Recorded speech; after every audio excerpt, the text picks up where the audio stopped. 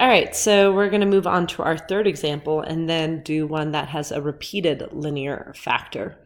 So again, first thing I need to do is factor this denominator. There is no GCF, so just factoring it is going to be pretty simple.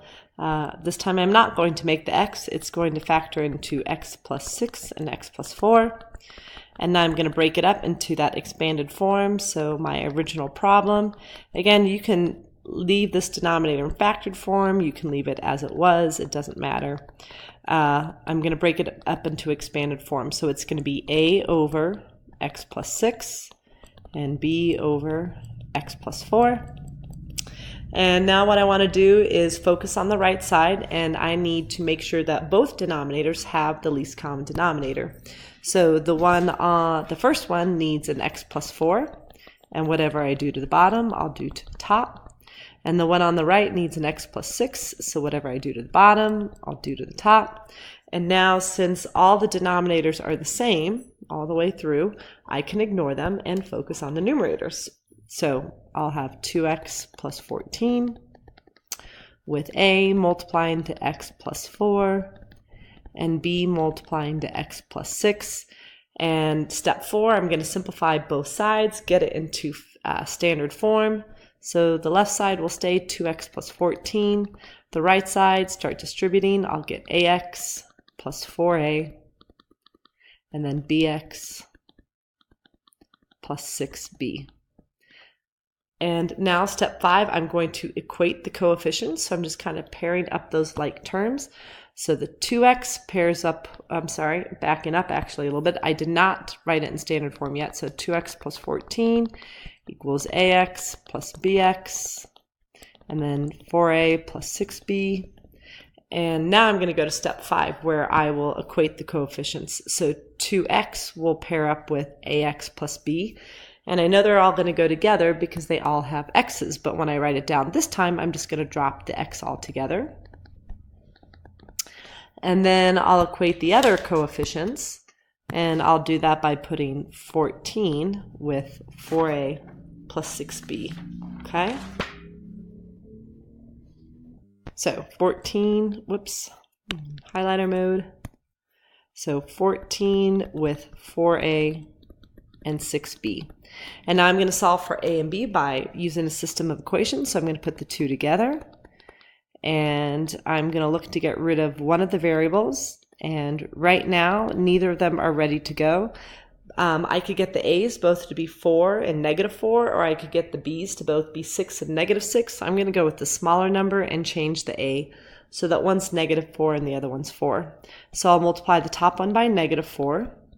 And when I do that, the top equation is now -8 equals -4a plus -4b. And the bottom stayed the same. And now when I add up my columns, I'll get 6.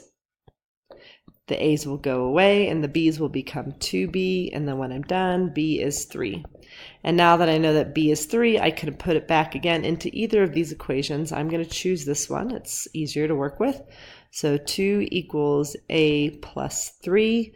Subtract the 3 over, and I see that a is worth -1. And now I can write my system. I'm sorry, not my system, but my answer. So to get 2x plus 14 over the x squared plus 10x plus 24, I had to take -1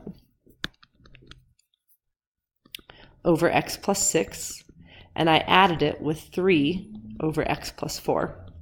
So I'm going to show you one more with linear, and we're going to skip a couple of examples. We're going to skip to this one, 9x plus 25 over x plus 3 squared. So when I do this one, I want to factor the denominator. This is called repeated linear factors. The denominator is actually already factored. It's x plus 3 twice. That's what the little 2 means. And the factors are the same. They're both linear, but they're the same. So that's why it's called repeated linear factors. So it's already factored. I just kind of showed you that it was factored. And what I'm going to do in this is when I break it up into expanded form. So I'll still have the 9x plus 25 over my original denominator is it's a little bit different. So my first denominator will be x plus 3, but the other denominator actually needs to be x plus 3 squared, because if I just left it as x plus 3, then I would actually already have a common denominator and I could add them up and I would never get to this. So one of these has to be higher so that I build it up so that I have an x plus 3 squared. So I'm going to just make the second one that. And again, I'll just put a above this one, b above this one. And now I'm going to multiply, I'm going to go through and I'm going to multiply both sides of my equation. So not both sides, I'm going to multiply, I'm going to make sure that the stuff on the right side of the equal sign, that both fractions have the least common denominator. So the least common denominator is x plus 3 squared, as we can see here. And this one already has it, so I actually don't have to change it. But the other fraction, the one with the a, needs another x plus 3. So whatever I do to the bottom, I do to the top. And again, if you notice, x plus 3 squared is throughout the entire denominator. So now I can ignore it and just focus on the numerator. So I'm just rewriting it. I'm going to simplify both sides, so just distribute, again, write it in standard form. So distributing my a.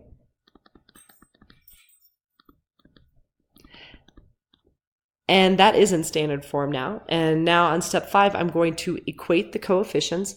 So again, that just means anything that's with an x goes together, but when I write it, I'm going to drop the x. So we immediately actually have a's answer. It is 9.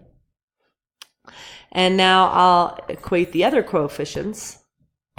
And 25, whoops, is going to go with the 3a and b.